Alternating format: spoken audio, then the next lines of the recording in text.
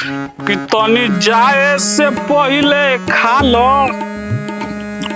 ओ ठलाली से रोटी बोर के।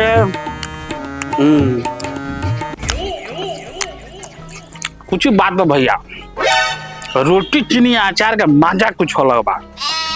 आओ में जब हमारे मेहरारू बना दो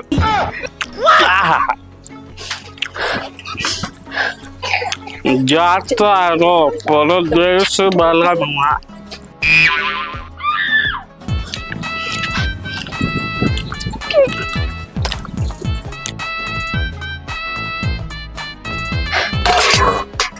ई मर्द के तो कोनो कामे नहीं खे, दिन भर घर में रह के और हमरा परेशान करे के।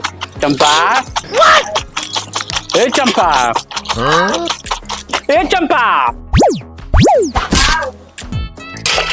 का हो ऐसा नहीं मर्द के साथ अच्छा आदमी का हो, काहे चिल्ला चिल्ला कान फाड़ तारा? अरे कहे करल कि जेकरा के खाना देहल जाला ओकरा से दोहराउनो पूछल जाला, तनी एगो रोटी लेके आवो। ई मेहरारू एगो तो दुबरा गइल बानी अपने, देखो तुम हार हार लौकता। ओ करा क्या तो रहे तुम लोग देह हाथ मजबूत रही, कितना दुबरा गइल बानी हो हां बताई तो। आओ जल्दी। हल्ली सुन ली, बिहान से जाके कोनो काम पकड़ी न तो खाइलो आफत हो जाई।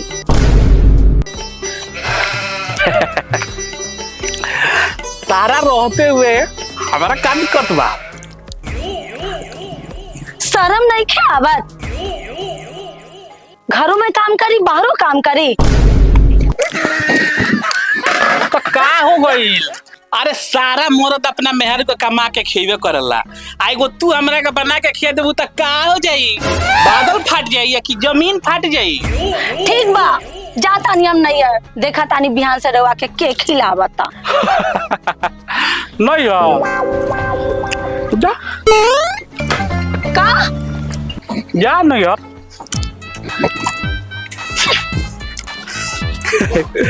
सारा मेहरारू सन बाई सन ये डायलॉग में चले सन, नहीं हर चल जा, नहीं हर चल जा जा। लेकिन हमार मेहरारू बिया हमरा के बड़ी प्यार करेले, हमरा बिना को एको मिनट ना रह पाएले। वो हमरा के छोड़ के जाई, वो तो खियाले तो हम बाली आइले जिंदा, बड़ी नु प्यार करेले हमरा था।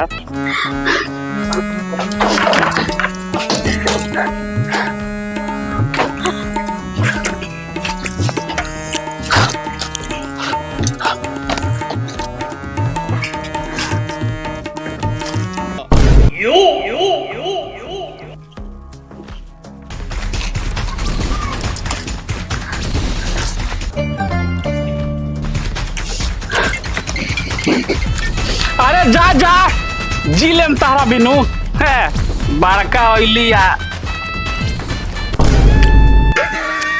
लेकिन हमरा के बना के खियाई के ज्यादा बोले में का तुल के।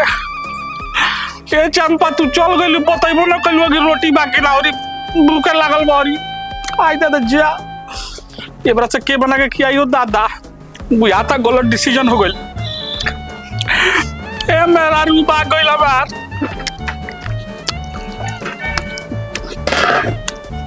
ठीक बा, हम दूसर बियाह करब, देखा तीन तरह के।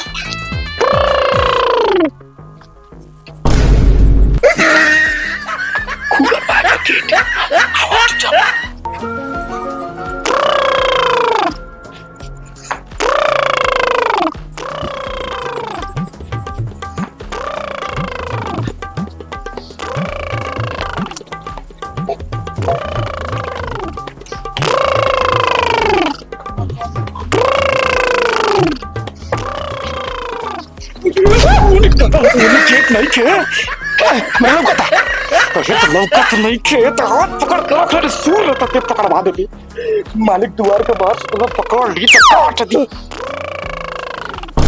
चल चल चल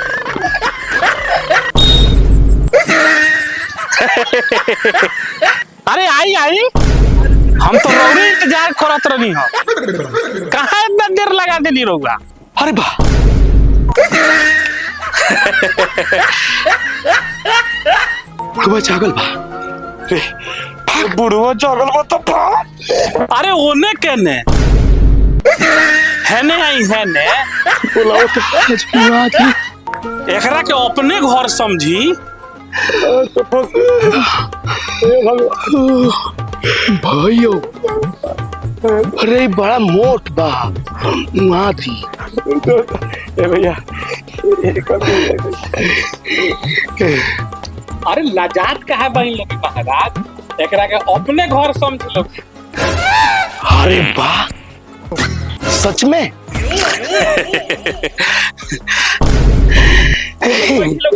आराम से बैठी तो और रउआ तो बड़ा दयालु बानी भैया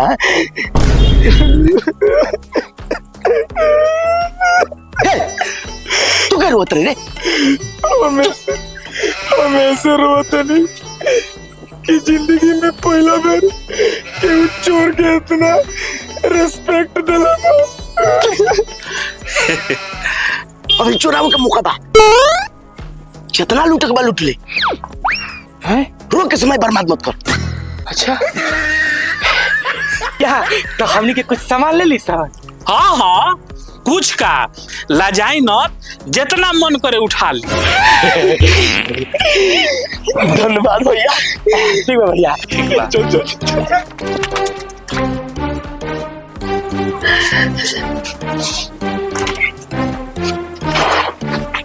भैया आज तो मला मालूम अरे यार फर्नीचर का साले फर्नीचर आज सुन भैया से भेंट करेगा प्रणाम भैया कौन है भैया आज तो हमने के चलो तनी सन ठीक बा फिर आइम लोगी काय ना एकदम हो जाए धन्यवाद भैया ठीक है भैया बाय बाय हां फिर आइम लोगी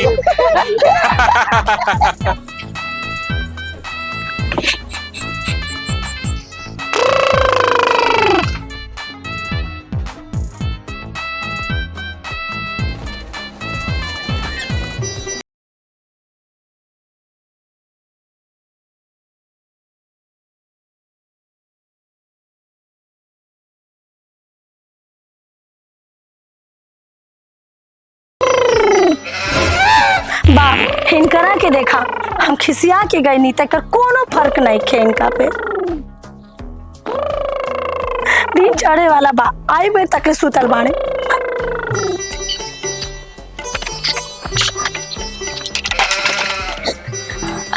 आयो दादा का भइलो दादा लूट गई नी हम बर्बाद हो गई नी ए भगवान आयो दादा गई नी बर्बाद हो गई कुछ नहीं की बचन सब हम यहाँ बेचैन मानी घर में चोरी हो गई वही मर्दा वहाँ पे जाके चैन के नींद सुता था पता नहीं इनका क्या पता नहीं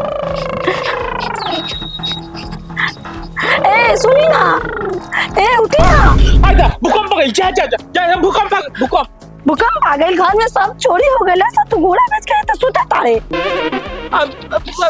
चोरी कैसे हो जाए हम तो रात भर ही जा सुतर नहीं कैसे चोरी हो जाए बर्बाद हो गई भैया लूट गई नहीं कोई आई तारा लोग कितना रात भर ही जा रही है वही के मारे ना रुपया बा ना पैसा बा सब लूट गईला ना गहना बा ना गुड़िया बा घर में सगरो चोरी हो गई तू यहाँ आराम से सुता बाड़ा चोरी कैसे भाई चोरी कैसे हो जाए हम तो रात भर ही जा सुतर नहीं तो सुतला में तो चोरी नहीं की हुई तो कथी होई हमारे रहते हुए घर में चोरी कैसे हो जाए हम रात भर ही जा सुतर नहीं तो तू ना बताइबा ना कैसे भाई चोरी तो कितना बढ़िया सपना देखत नहीं तू आके सब सपना के सत्यानाश कर देलू सपना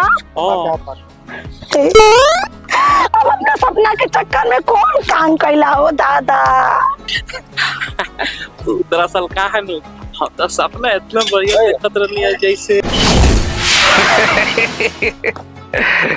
हमार में यार बुझत रहली हो कि उ चल जाए तो हमका गोड़ पर गिरे।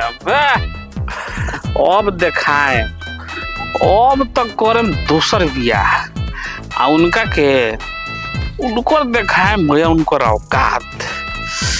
लेकिन अगुआ लोग कहाँ रह गइल अभी ले ना आइलस लो कॉलर लसलो की टाइमली चल है। ए महाराज पूरा गांव हमने टॉप गई निसन आ घरवा बाका। ए हो लइकवा के बोला के पूछ लिया कि काने घरवा बा। अच्छा हाँ ए बबुआ ए है नहीं बा। अरे बाबू हई मोहनलाल जी के घर केने बाबू? घर के लगे आके घर पूछे तरह ये तो घर हो। हो ये घर हो? हाँ। अच्छा बाबू बहुत बहुत धन्यवाद बच्चा। अरे महाराज मोहनलाल जी के घर हो उतरी पहले जल्दी चलल जाओ कम से कम।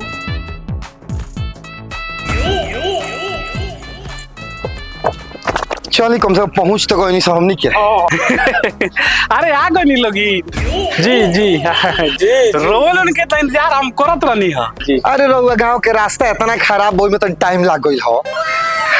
चले के आए ए ओने के ने है ना चले के है ने। अच्छा चल जी जी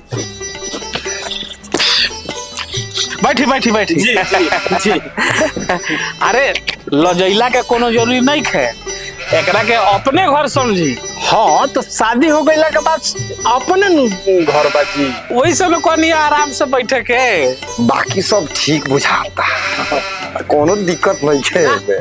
कोनो दिक्कत नहीं। आप देखिए बॉबी रे आज ये बॉबी जौन बाड़ी एक है ना भतीजी नु ही है यहाँ के। अच्छा तो भैया लियाओ ना चाय लियाओ। अच्छा तो हम ले ये लेता नहीं। हाँ अरे लजैला की जरूरत नहीं है जितना मन करे उतना ले ले सब अपन हो। हाँ अरे महाराज तो संबंध भइला के बाद अपने नु बस हाँ हाँ